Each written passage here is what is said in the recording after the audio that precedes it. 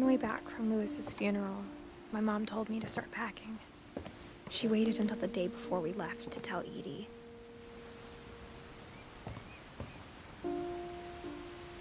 I'm not sure if she wanted to make it easier or harder.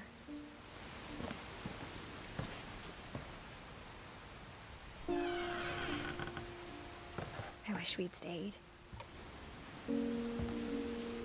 But I understand why we left.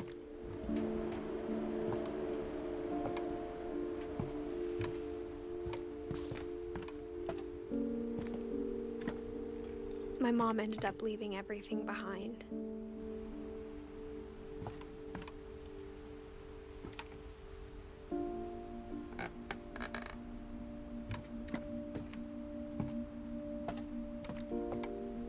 What happened that night had been coming for a long time. Maybe it should have come sooner.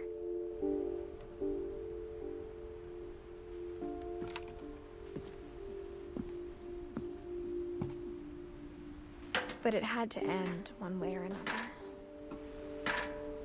All that's left now is to tell you about that last night.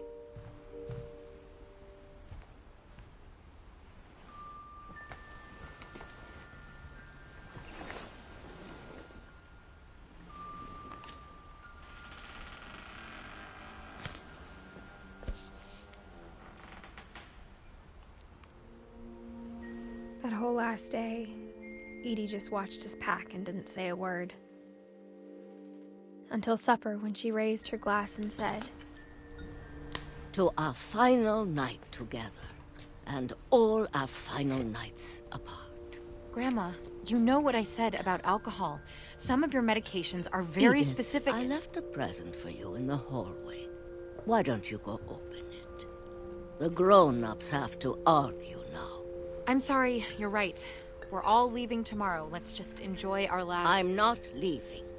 Edith, you're excused.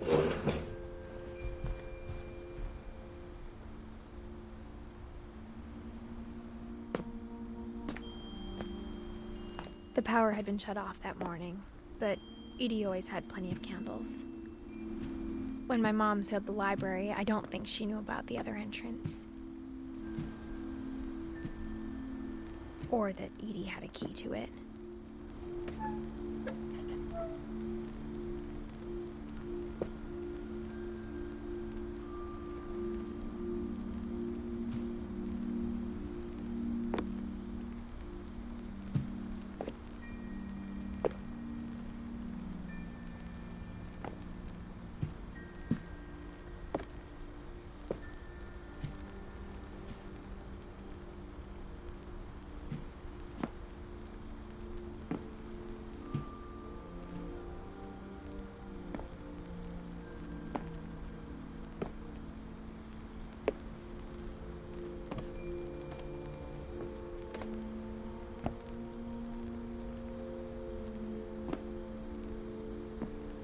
The thing you're afraid of isn't going to end when you leave the house. Edith has a right to know these stories. My children are dead because of your stories!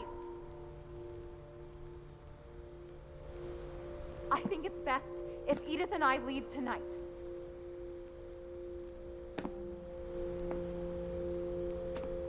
We'll have the nursing home send a van for you in the morning, okay?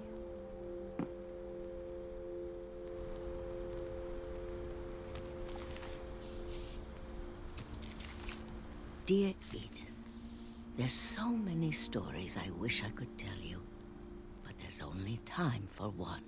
This is about what happened on the night you were born. That night, the tide went way, way out. It was the first and last time I ever saw the old house aground.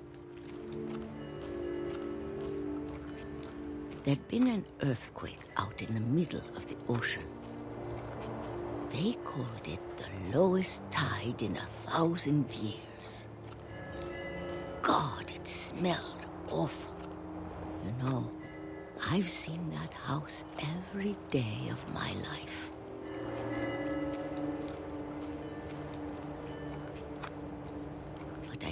thought I'd go back to it.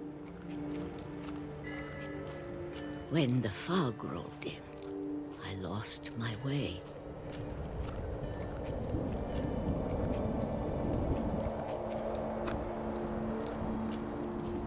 I got turned around.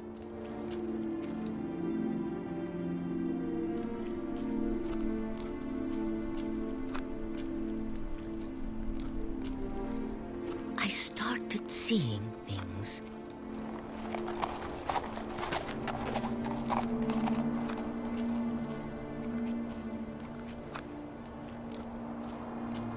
Things I'd forgotten had ever existed.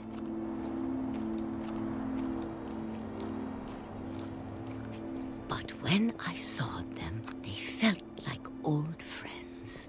That night, a lot of things came back to me.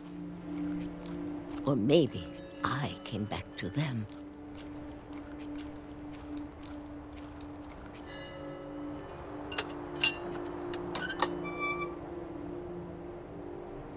Things I can't explain, but that I need you to try and... Edith, what are you doing in here?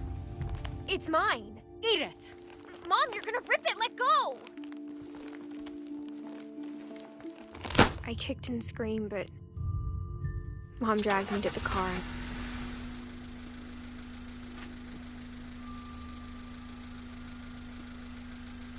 I never saw Great-Grandma Edie again.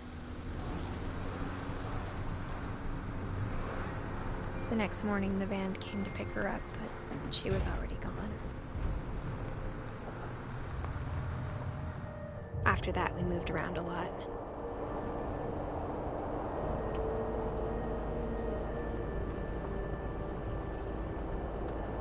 We both tried to make the best of it.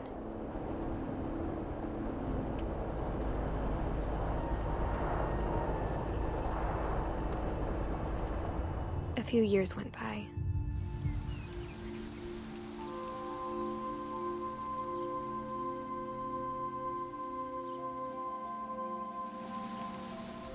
My mom didn't like to talk about it. But she started getting sick a lot. The rest happened pretty quickly.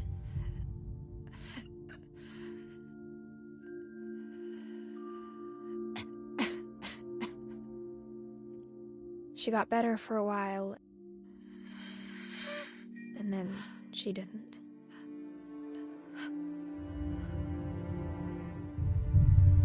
And then I was alone.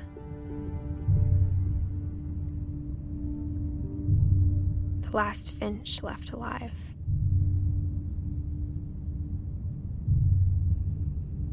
Until I found out about you.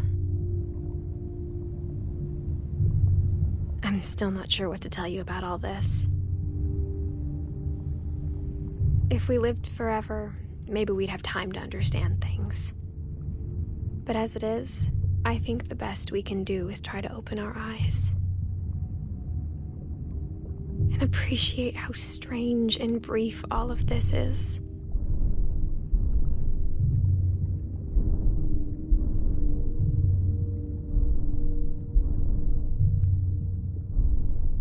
This journal was supposed to be for you.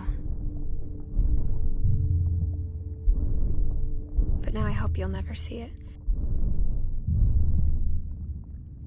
I just want to meet you and tell you all these stories myself.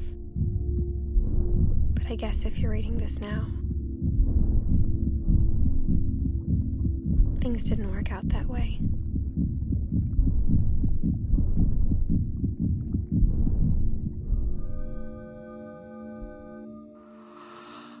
This is where your story begins. I'm sorry I won't be there to see it. It's a lot to ask, but I don't want you to be sad that I'm gone. I want you to be amazed that any of us ever had a chance to be here at all. Good luck.